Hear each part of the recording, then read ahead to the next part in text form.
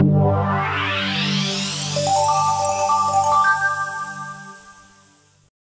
round of the Australian Touring Car Championship at Oran Park promises to be the best so far in the series. Qualifying yesterday was electric. 9 drivers shattered Allan Moffat's lap record. 5 were under last year's pole position qualifying time. Allan Moffat, injured at Surfers Paradise, isn't here, but Bob Morris is, so is Alan Grice, and Peter Brock is back. It's hot here at Oran Park today, and that's bad news for tyre wear over 35 laps of the Grand Prix circuit, and a worry for drivers. Let's go now to Will Hagan. A superb quality field lining up for the 5th round of the Australian Touring Car Championship at Oran Park. It's to be run over 35 laps of the long circuit, 2.62 kilometres. That gives us a race distance of 91.7 kilometres.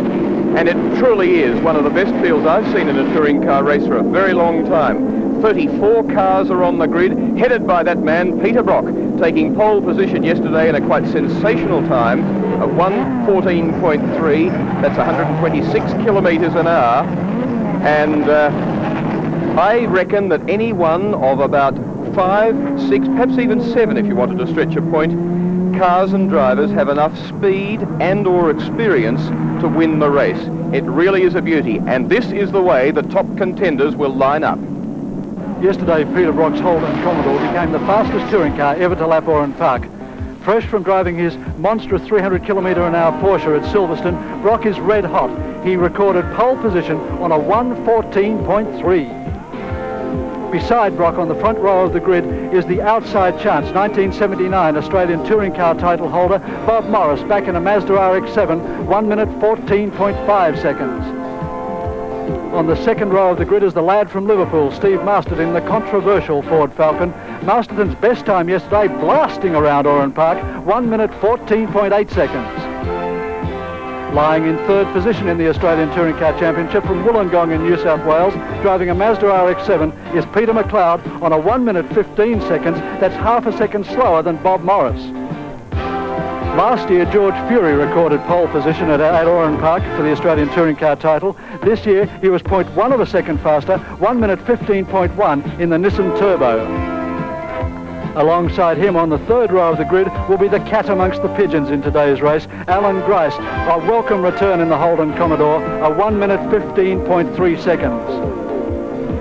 On the 4th row of the grid is the man who leads the Australian Touring Car title, Dick Johnson, disappointed yesterday in practice to record only a 1:15.4, but that's still 0.6 of a second under the lap record. Alongside Johnson will be Warren Cullen in the Kmart Commodore, a time only 0.1 of a second slower, 1:15.5 seconds. The youngest man in the top half-dozen drivers is Steve Harrington in the Holden Commodore, a time yesterday of 1:15.8 seconds, and he too was under the lap record. And alongside Harrington is Terry Finnegan, the specialist Cindy driver, who now has sponsorship and therefore can contest the Australian Touring Car title, 1:16.1. If some of those names, cars and drivers, sound good enough, imagine then that you've got Jim Richards in the BMW on the 11th grid position, Murray Carter on 12th, Andrew Harris on 13th, Fred Giesler 14th, Mike Bergman 15th, Gary Wilmington 16th. A really sensational class field. Should be a tremendous race. Will be very hard. Bob Morris still with his door open. The door closed at 10 seconds. Peter Brock, pole.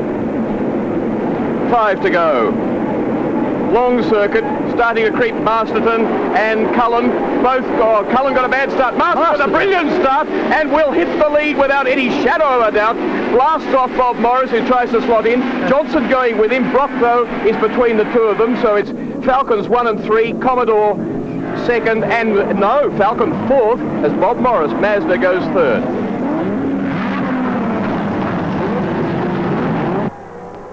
Under the bridge for the first time, Peter Brock comes out of the slipstream. He has to get past Steve Masterton. Because if he doesn't, Bob Morris will want to have him very quickly. Masterton, a half loose, Brock through, Morris also.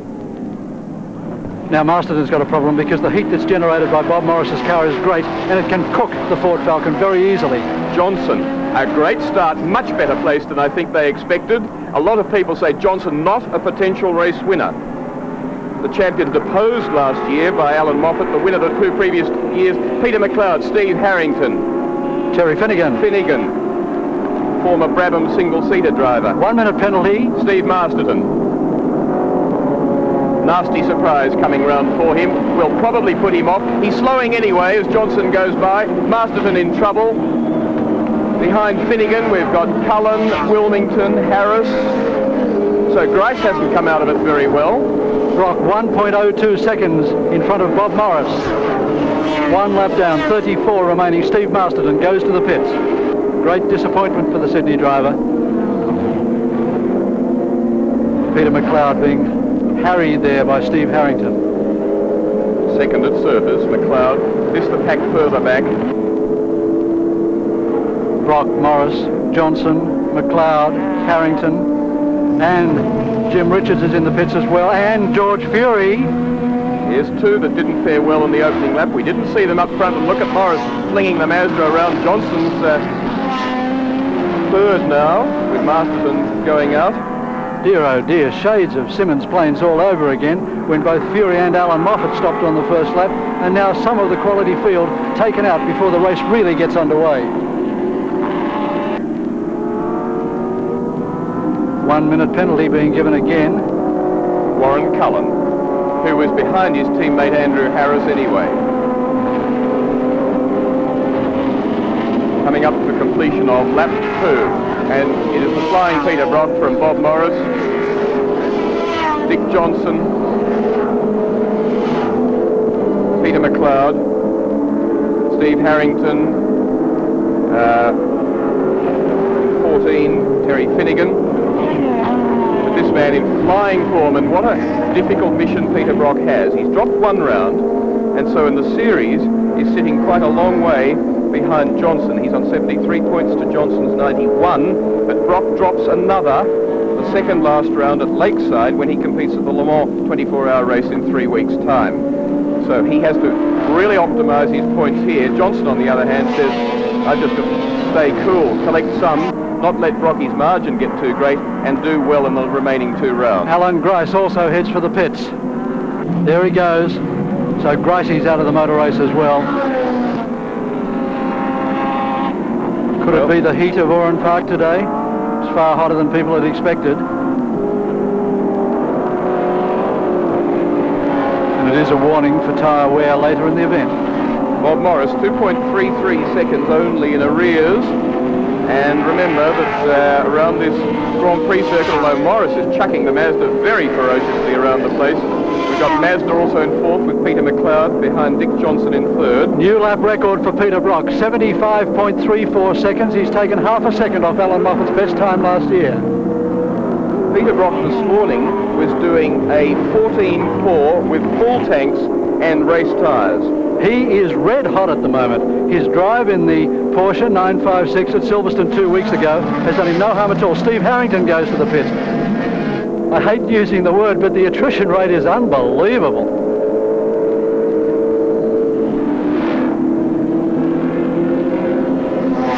It really is amazing that we could lose Alan Grice, George Fury, Jim Richards, Steve Harrington in the opening moments virtually of a 92-kilometre race.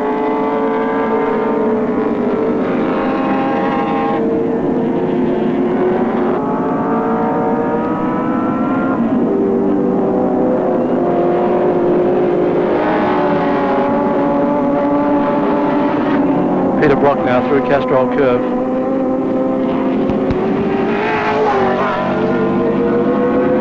On his 4th lap, about to head out on number 5. Bob Morris falling back behind him. Likewise Dick Johnson, who's coming under some threat from Peter McLeod in 4th position. Alan Grice is back on the track, but laps down. Yes, but sitting in what looks like 5th place. There's Morris, that's the ex-Barry Jones car. Morris bought it earlier this year when he was approached by some potential sponsors. He was doing a wonderful job with it. There's the dice for 3rd position between Dick Johnson and Peter McLeod. Johnson leading the Australian Touring Car title on 91 points. McLeod in 3rd position on 57 points. McLeod still in points contention if a miracle occurs. And 2 positions worse off than when they were dicing at surface for the lead in both the opening part of the race but also the latter part. McLeod's fitted a rocket engine to the Mazda RX-7 for this event. And is really hoping for a race win here.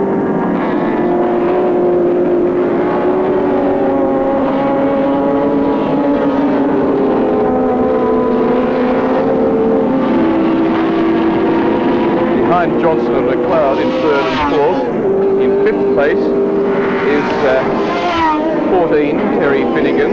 Johnson winding on heaps of oversteer there. That will start to cook the rear tyres pretty quickly, and Johnson had bet to become very much smoother or he's going to forfeit third position on tyre condition alone. Fifth place Finnegan, sixth place number 8 had penalised 1 minute, Warren Cullen. Behind him Gary Wilmington, and then in 18 Murray Carter, and 53 Chris Clearahan, the sports car driver, in the ex-Peter McLeod Mazda RX-7. Johnson on the biggest tyres in the event, 19-inch rears. They measure about the same distance across as well. But he's using them up mightily as he tries to hold off Peter McLeod. This is critical to Johnson because he wants as few people as possible between him and Brock. His actual placing doesn't matter so much as long as it's not too far distant from Brock. Brock's lead, 3.3 seconds. Morris is 3.3, and back to Johnson is 3.17.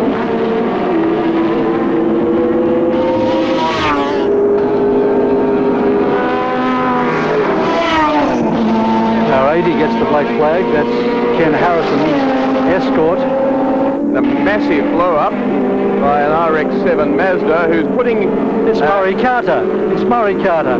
After years of driving Ford Falcons and experiencing all these sort of blow-ups, he's back where he started. And he was right on line over the dog leg, so if he's made any oil, that will be treacherous. Bob Morris there going out of picture. Behind him, the dice for third position between Dick Johnson and Peter McLeod. Here comes Carter into the pits. It's like old home week for him, really. He was getting sad without having to work on his engine.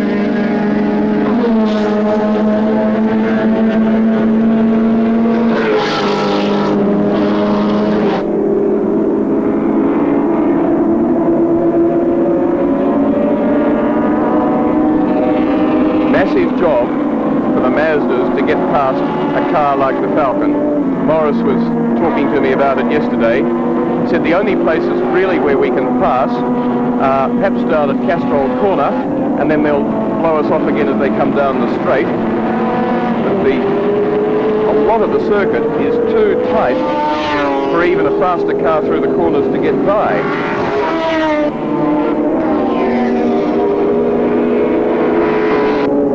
Because not only do they need to get by where they're quicker, but then they need some more section of track that suits their particular cars to enable them to capitalise on the advantage and build a buffer. This is 1 point, and it's done.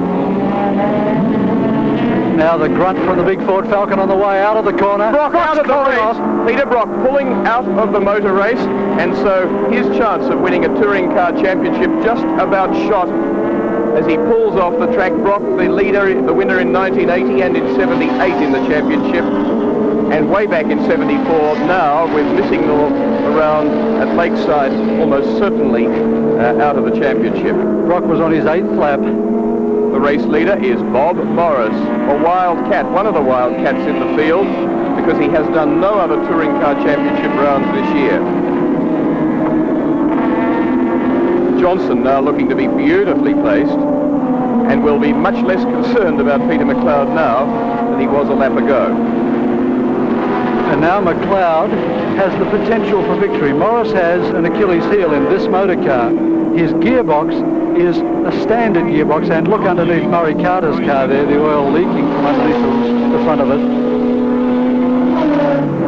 And that rotary is certainly not rotating at the moment. So let's recap on the race order.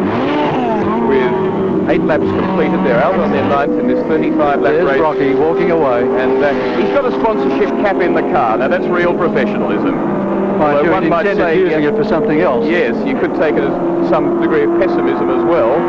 But on their 9th lap now, it is this man, Bob Morris, in the Mazda RX-7 X Barry Jones, from Peter McLeod, another Mazda, Dick Johnson, Ford Falcon, Terry Finnegan, Holden Commodore, number 8, Warren Cullen, penalised a minute, so further back, Gary Wilmington, the man who was involved in the Moffat incident at Surfers Paradise. Then in 53, Chris Clearahan, and in 33, Mike Bergman, as we see another of the one of the Kmart cars, Andrew Harris, pulling off. Bob Morris has a critical problem with this motor car. He's running almost a standard gearbox. He's got to be terribly easy on the gears. A bit busy on the wheel there too, as the escort really, I think, didn't know he was there. If he comes under pressure from Peter McLeod, it is possible that Morris's gearbox could go. Morris is on his 10th lap. A very interesting possibility. Peter McLeod on Bob Morris, I think, shouldn't be ignored. McLeod, much more familiar with what you can do with the tyres of a Mazda over the distance of this race. He was 3rd in this race last year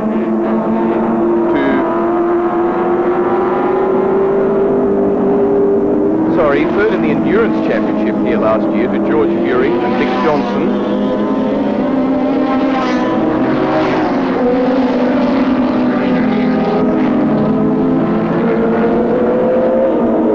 There he is.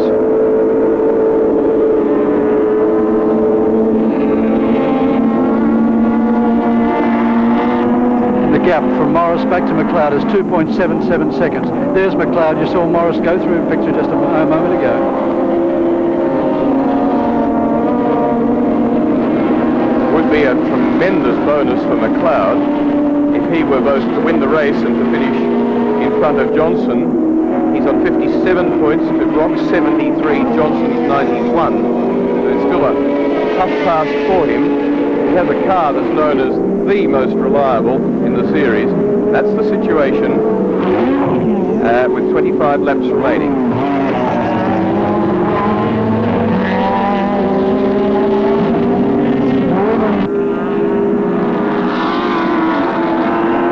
And McLeod fairly certainly catching Morris, who's put in an electric spurt early on. But the consistency, the man that a lot of people were impressed with up at Surfers, doing very well.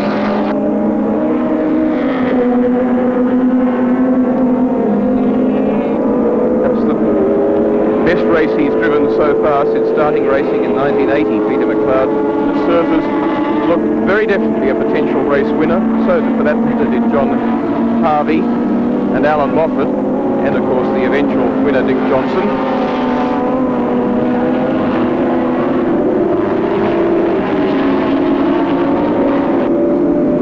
News from the pits.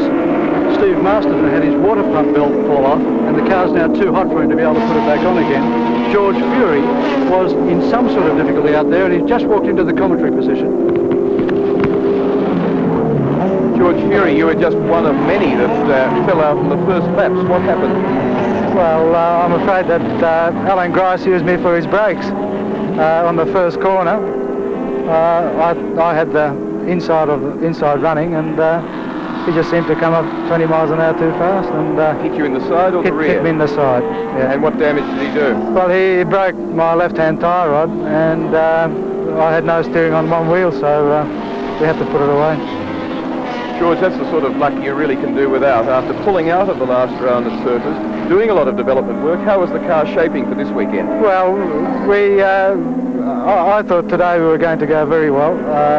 We had some quite fast times at warm-up this morning, and I was sure that we had a good chance in the race. You were fastest qualifier here last year, and you won the Endurance Championship round here. Is it a circuit that suits your car? I guess so. I like it here personally, and it does suit a smaller car because it's a fairly tight circuit. I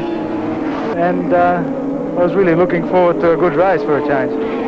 And do you know what happened to the other cars, to the Jim Richards BMW? No, I don't know about Jim, but Masterton dropped a fan belt of some sort, and he had water problems. Well, very bad luck, George Fury. You had enough troubles earlier in the year getting the car right. A lot of work's been put in since Wanneroo with dropping the surface round, and the disappointment, I imagine, of dropping out of this one. Yeah, Through well, no fault of your car, the no, car but itself. I mean, this is motor racing, and we've all got to put up with it to some degree. But you can't help the disappointment. What about Lakeside then, 3 weeks? Well, we'll be there, and we hope to. That'll be my first run at Lakeside, and I hope that we can do well there. Look forward to seeing you. Thanks.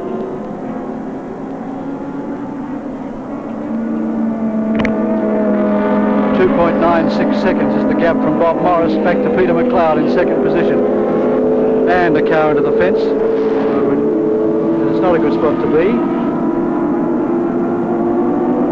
That's Les Gross in the Capri, and it's the bottom corner, just before the bridge, the slowest corner on the circuit, so in that sense drivers probably make better arrangements to get round it, but it's right on line.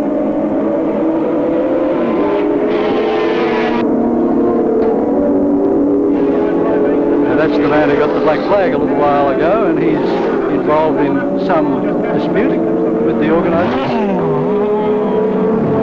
Bob Morris, race leader.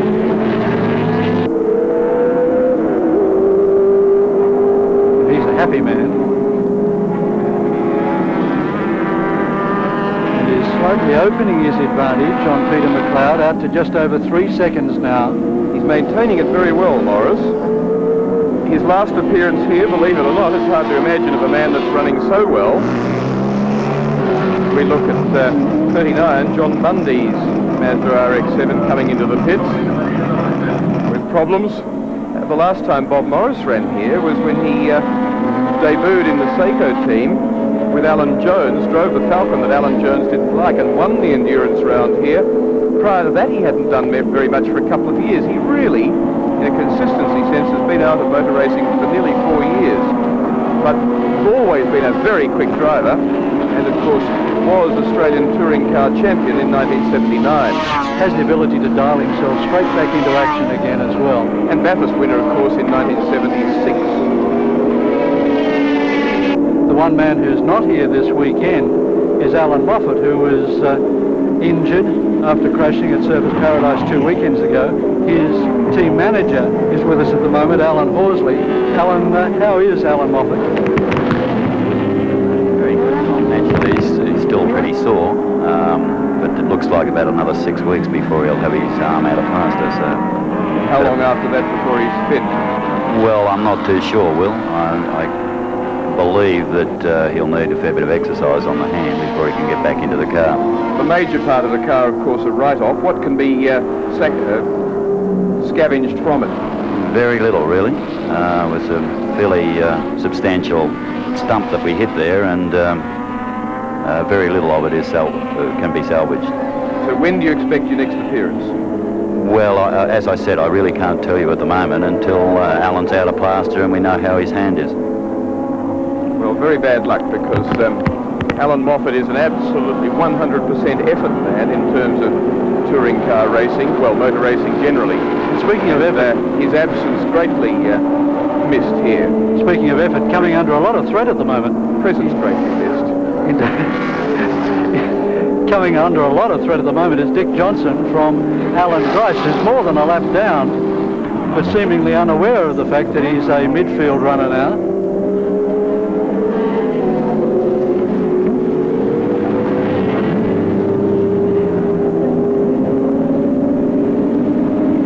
Fourth place behind Johnson is Terry Finnegan in number 14. And here goes Grice. Best placed Holden Commodore. Grice intent on making life uncomfortable for other competitors. And Johnson fairly intent that it not worry him. Well, Johnson would be best to stay right out of any urges to take on Allan Grice, because it's not going to do him any good in the championship fight. Johnson sandwiched by retirees, because Steve Harrington behind him is another who's had a call to the pits, and so the car's either side of him. As we look at 53, just recovering from a spin. Chris Clearahan, sports car driver. Chris Clearahan actually running in 7th place. Sorry, 9th place. Or he was.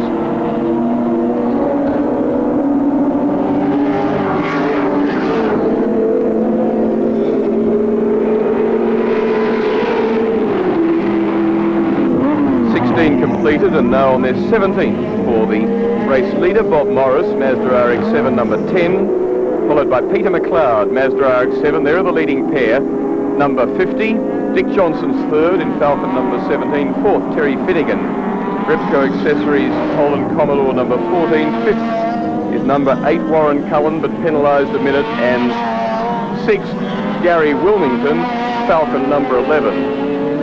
2.32 seconds is the gap between first and second position. So McLeod again starting to close up. As Craig Harris comes into the pits in the Brian Burt Ford Capri. And Morris really doing a superlative job.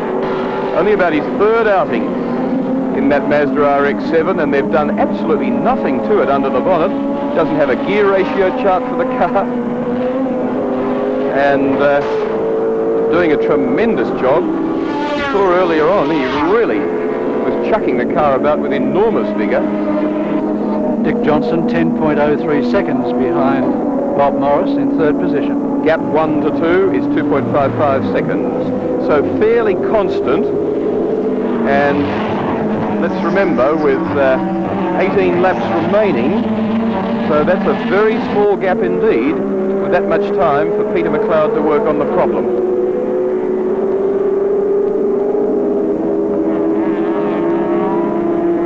Morris running Avons, Peter McLeod also running Avons, Dick Johnson of course on Dunlops. That's the Capri, Craig Harris, the 18-year-old driver from Queensland, who undoubtedly in years to come will be a man to watch. Finnegan on Dunlops, so the leading two cars at the moment on the latecomer to the local motor racing scene, Avons. Tyres which Peter Brock decided not to run on today. He did use them some stages during qualifying, and this morning he ran his car very hard for about 5 laps in a warm-up, full tanks and race tyres, and in this case Avons, and was started off at 14.4. Morris really working his car, as indeed he should, with McLeod posing the threat that he does. He cannot relax. McLeod. It's the gap.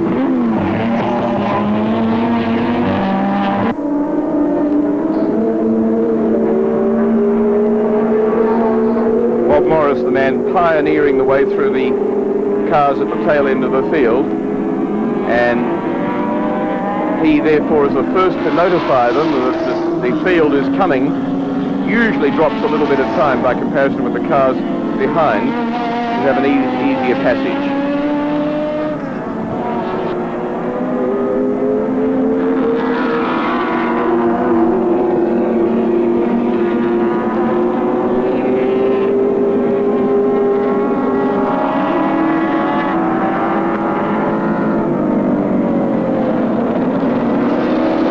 Big crowd here at Oran Park today for the 5th round of the Australian Touring Car Championship, an event which on paper had so much promise. What a great shame to see so many of the drivers drop out as early as they did. McLeod falling out to about 2.7 seconds behind Morris, who is sloping along at 79.03 seconds that lap, which is more than 3 seconds outside the new lap record held by Peter Brock.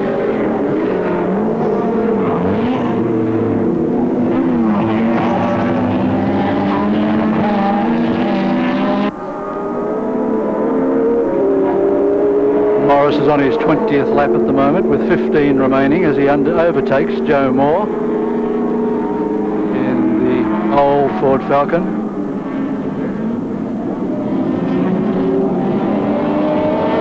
McLeod, a more urgent means of getting through the traffic. Must be careful not to pass there under the yellow flags for that car in the safety fence. BMW back out on the track again, Jim Richards. Cullen seen very briefly there, holding down 4th place in car number 8. Terry Finnegan really sliding sideways in 5th position as he sets out in pursuit of Cullen. So those cars, that's the gap from 8 to 14 between 4th and 5th. And to say that Finnegan's tyres have gone off is something of an understatement as he slides about.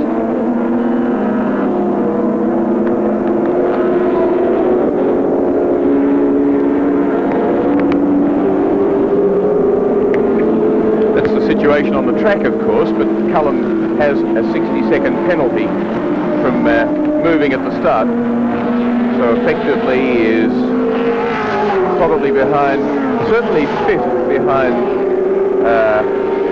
Finnegan, if not behind Gary Wilmington. I think Wilmington would have him covered.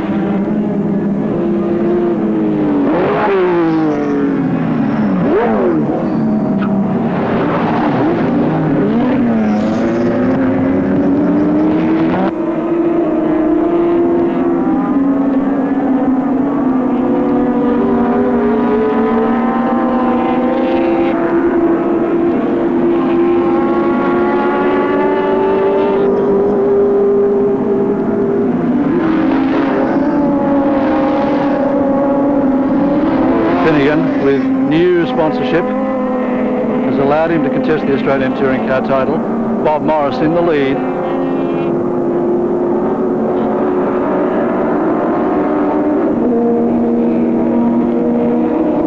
And Morris's lead extending now to 4.38 seconds from Peter McLeod.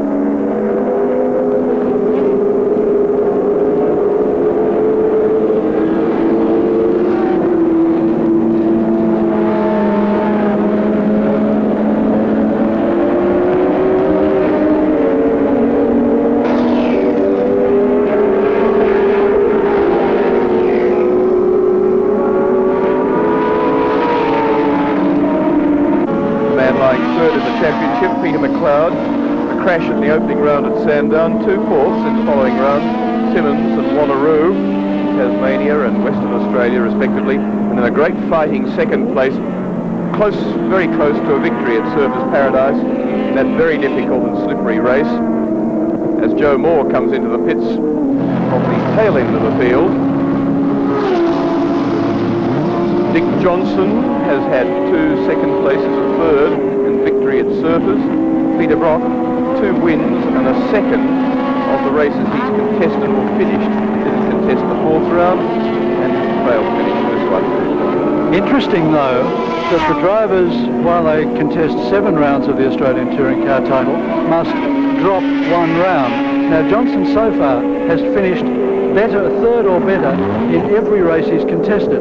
If you drop his 3rd place points, 20 points, which are the worst that he's achieved so far, he drops to 71 points. If he picks up 3rd today, that takes him to 91 points in the title. And if Peter McLeod finishes 2nd, he'll take 80 points. So on corrected points, there'll be just 11 points between Dick Johnson and Peter McLeod. That's theoretical, of course, because anything can happen to Dick Johnson in the 2 remaining rounds, yet he may get to drop a worse round than a 3rd place. McLeod, of course, didn't finish the 1st round of the title at Sandown in Victoria when he was taken off the track on the opening corner by Andrew Harris in the Kmart Commodore, when Harris used the back of McLeod's car as a braking marker.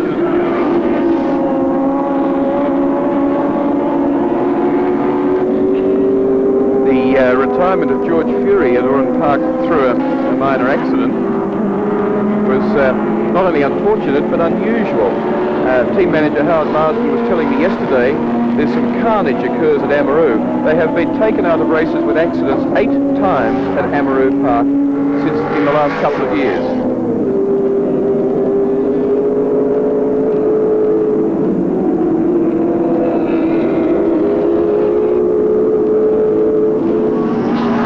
You need a big kitten, I think, to get the bonnet of Brian Walwell's Ford Escort open. Second place, McLeod. What can he do? 11 laps remain. 24 have been covered. They're on their 25th.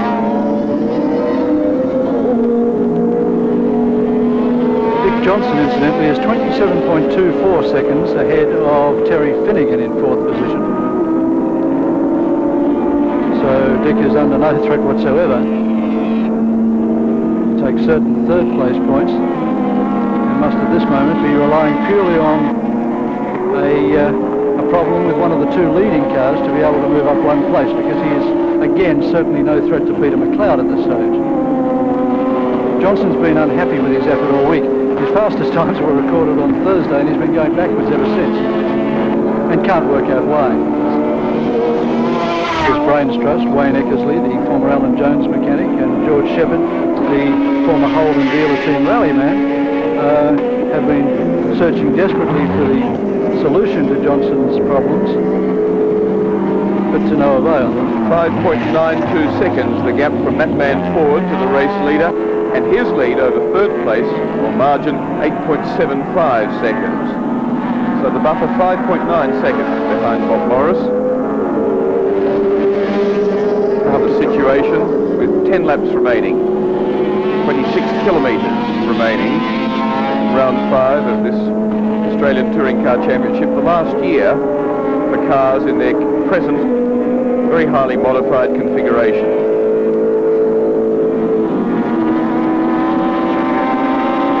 And for Allan Moffat, undoubtedly watching this at home in Melbourne, it must be doubly frustrating to contemplate just where he could have been in this event. Steve Harrington comes to the pits for the second time. Unusually, with this Group C coming to an end at the end of this year, the Harrington team announced yesterday that they would build a brand new car for the James Hardy 1000 at Bathurst to be driven by Harrington and Allan Grice. One wonders what they'll do with it a month later when the category comes to an end. Adventurous Bob Morris, 6.6 seconds now in the lead over Peter McLeod. Steve Harrington out of the Roadways car. Father Ian Harrington, an expert in building roads down in Tasmania, advising the new Oran Park owners on track reconditioning and perhaps relaying. Undoubtedly it can do with it. The new owners are here today in force, having a look at their acquisition, which they take over on June the 1st. And they've announced that they will certainly maintain motor racing at Oran Park and are looking to do quite a number of spectacular things, not the least of which is a drag strip, as Castlereagh Dragway is now closed. Perhaps a speedway in the bowl, all of which augurs well for Oran Park, a circuit which has been under some sort of a cloud now for a number of years, and certainly in jeopardy. You're passing the housing, or Bob Morris is driving through the housing development right now. If you listen to some of the rumours. It's often been under rain clouds too, as I remember. Indeed, in the halcyon days of Oran Park, this crowd here, which is monstrous today, by comparison with recent years, would have been very small compared to, say, 10 years ago.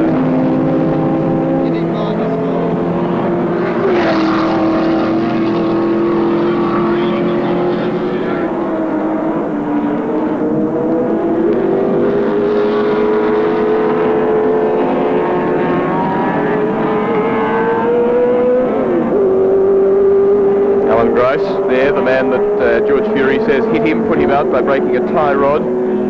Third place, Dick Johnson, the Falcon, number 17, the leader in the Touring Car Championship. Fourth place, still on the road, is Cullen, but behind Terry Finnegan, who's running fifth on the road. And then Gary Wilmington. Behind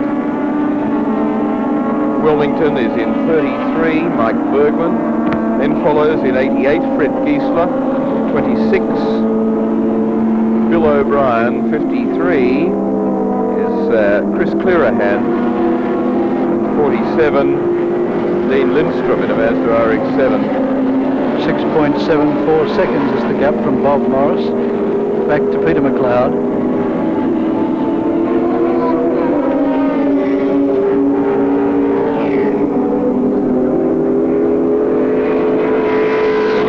For that man Johnson is in excess of that, around 10 seconds. Although Johnson is going to miss out on maximum 25 points for he could have got for a win.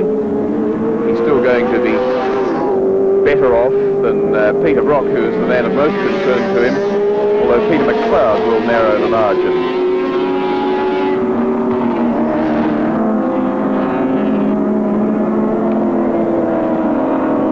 Among the front runners, Johnson, one of few that have completed so far all rounds. Another one, Warren Cullen. And I think they are the only two, in fact, They're the only two in the first 4 rounds that have got points in every round. Dick Johnson and Warren Cullen. Morris records a 78.36 second lap, which is again some 3 seconds outside the new lap record, but quite consistent with the way in which he's driving this event at the moment. He's coming up to lap 7th place, car number 33, Mike Bergman. And Peter McLeod's got trouble, and he's slowing on the straight, and very bad news for the Slick 50 car. So as Bob Morris roars away, Dick Johnson suddenly is in the position to inherit 2nd place and to look very strong indeed. Morris is on his 30th lap, 5 remaining.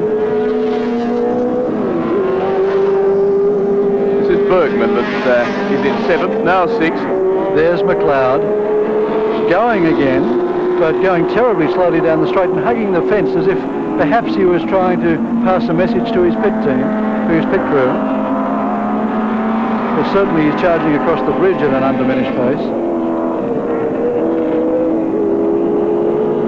Morris is currently on his 30th lap.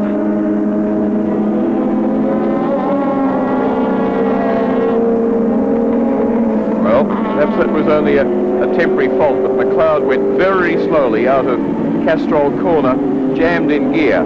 He dropped back 11.1 seconds behind Morris and is now just 4.7 seconds in front of Dick Johnson. So if it jams in gear again, or he has a problem, Johnson's there waiting to take over second position.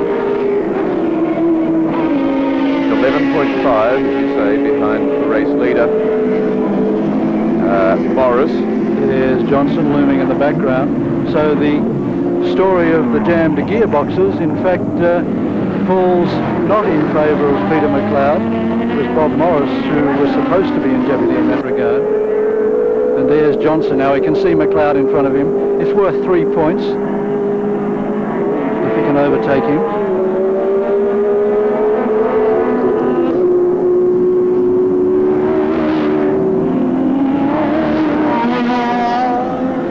Also give him a little extra prize money, about enough to pay for one time.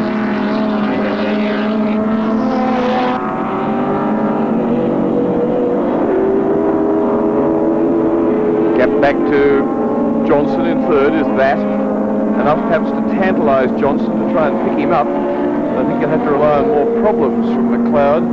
3.7 seconds the gap. McLeod back to Johnson. Johnson clipping the side of the exit of the corner there. He's trying to put a lap on him this time round.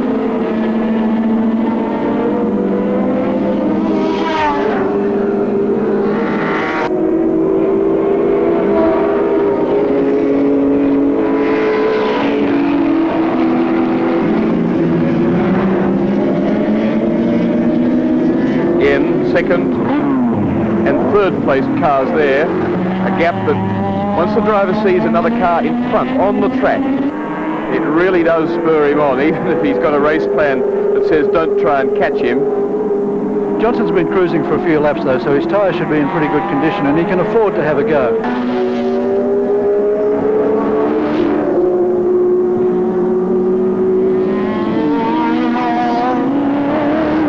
Using the grunt of the big Ford Falcon out of the slowest corner on the track. More torque than half of the Mazdas in the field put together. Interesting point to contemplate is whether Morris's performance here today, perhaps a win, might entice him and his sponsor to contest the remaining rounds of the championship, to go to Lakeside 3 weeks hence and to Adelaide 2 weeks after that. Johnson telling a slow car to get out of the way then. He's definitely chasing the Slick 50 Mazda. And Morris, the race leader, has now lapped Gary Wilmington in 6th place. So only 4 cars unlapped by the flying green and white car number 10. Johnson pulls a lap of 78.17 seconds. Lap car behind Dick Johnson.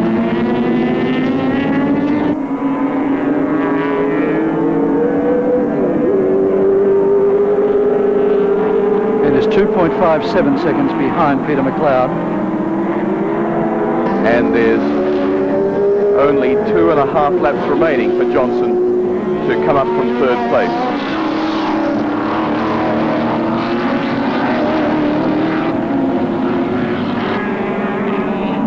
Pretty comfortable for McLeod, really, but the Ford fans in the spectator areas are going wild for Johnson.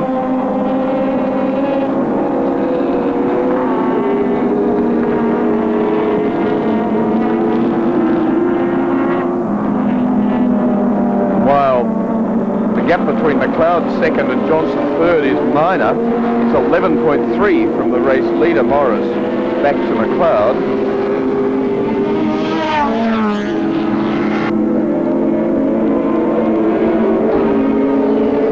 To Johnson, though, is 2.34 seconds. Down the straight goes the big grunty Falcon, 5.7 litres. Revs to 7,500. Big engine, but Dick revs it very, very hard.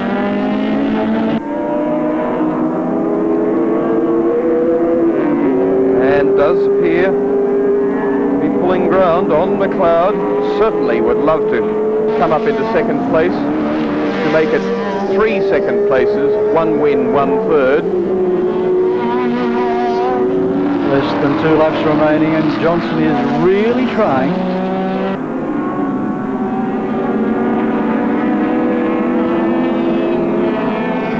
So is McLeod.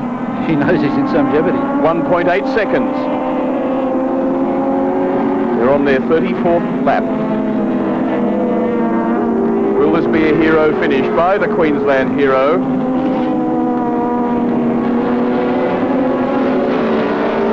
As Morris completes 34 and is on his final.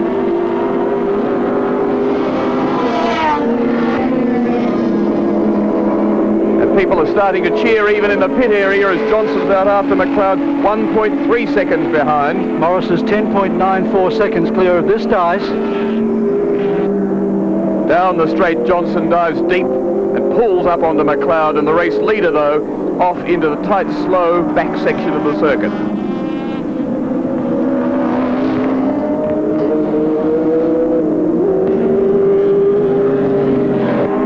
There they are, the race for second position, 11 seconds behind the race leader Bob Morris. Dick Johnson now starting to get sideways, perhaps his car's going off, only half a lap remaining. It's going to be a drag race to the finish. Down at VP Bend will be the first chance for overtaking. Dick's got to give it everything until then to try and make up ground in a section of track that really suits the Mazda.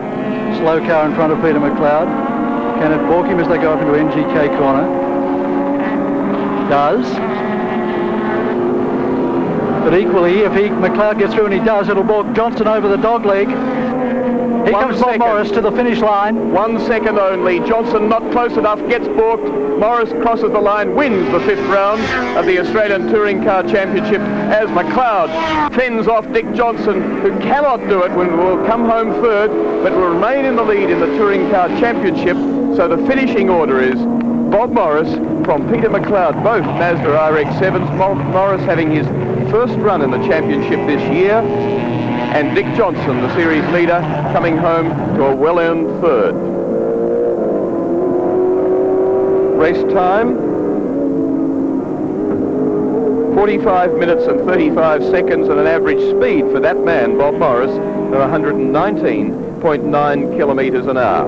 Gary Wilmington, you saw waving there, came in 5th place because the finishing order behind those three, Morris, McLeod, Johnson, was Cullen in car 8, Holden Commodore, Terry Finnegan in Commodore number 14, but Cullen had been penalised a minute, goes back from 4th place on the road, and Gary Wilmington 6th in the Falcon number 11, followed then by Grice, worked his way up to 7th place, car number 6. From 33, Mike Bergman, another Mazda, 88. Fred Giesler in a Holden Commodore, and 26, Brian Bolwell in a Ford Escort. Well, what a great effort by the Kangaroo Valley driver, Bob Morris, who virtually retired from racing to a rural life. Last appeared here 2 years ago to take an endurance championship win in a very difficult car to drive. The Falcon, owned by Paul Jones at the moment, crashed at Amaroo last weekend. But Bob Morris shows he's got all the speed and the form of any of the front runners virtually in the Touring Car Championship. A great effort by him.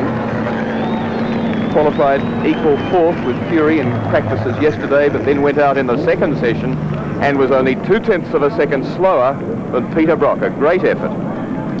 Allan Grice pulling by, and any moment now we'll hear from the race winner, and it'll be a very delighted one, I'm sure. Perhaps a rather weary one, Bob Morris. John Smales is down there.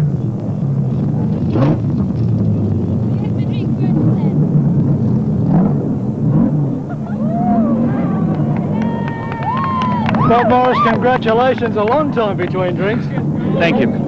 How does it feel? Well, it always feels good to be a winner, and because it takes a lot of people to make a winning combination. Peter Malloy told me that once that the driver's only 5% and the car's 95%. It's the guys that put the car together that are the other 95%. Bob, did you expect such an attrition rate at the outset? Well, I didn't really know who was falling where, but the idea was to get in and push as hard as we could, and you know, I guess something did fall off Brock's car. I saw it fall off under brakes, and whatever fell off went straight off the end of the straight, and I knew he was in plenty of trouble. Were you feeling fairly confident on Brock at that time? Yes, I was holding him fairly easily. I was looking after the tyres, and I knew it was only a matter of time before, you know, he used up what he had, and we could move in for the kill virtually. Will we see you in the last 2 rounds of the touring car title, Bob? Well, not unless the promoters have got plenty of money.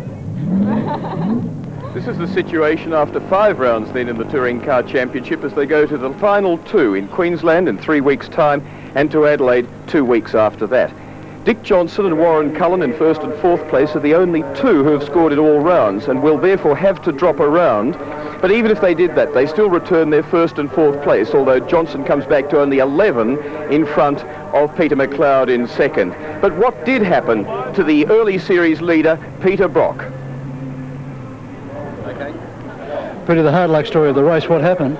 Well, the tail shaft broke, this particular item here. Well, we haven't broken one before, and one presumes you're always going to break something sometime. Could the surface crash have done it? Yes, I think probably it strained things a little bit. We were just talking about it a moment ago, and that probably is strained it, yeah. Well, here's hoping you don't have the same problems at Le Mans in 2 weeks' time. No, here's hoping I do a few more laps. Perkins and Peter Brock have both tried their hand at Le Mans before, in lower categories and a lower key, without the success that came to fellow Australian Vern Schuppen as part of the Porsche team victory last year. But this is different, a total all-Australian effort at last. But, however meticulous the planning and preparation, Brock has no illusions. Le Mans is still a very different race. Obviously 24 hours is one hell of a time to keep on driving at those speeds. It can rain, it can get foggy. Driver fatigue is a great problem. You have also interwoven into all of that is a fuel economy regulation, which means that you have to obtain the greatest efficiency from your motor car, so a driver has to drive it efficiently as well as fast. The circuit itself, obviously we don't have anything to compare with that either. No, I think probably the closest you can get to Nullarbor Plain or something like that to that main straight, that Mulsanne Straight. It's the length of Mulsanne Straight, incidentally, is very, very close to the entire length of Bathurst circuit, let alone Conroy. That's the whole length. You wind up in top gear, for instance, and you keep it flat for something like 40-odd seconds. And you sit there, just having driven there before, you sit there just waiting for that corner to come up, and the machinery's straining, the doors are flapping, you're doing, you know, 380, 400k, and it's a totally new experience driving a car like this in a race like Le Mans, and knowing that we're going to be a chance for outright honours is a pretty exciting sort of prospect.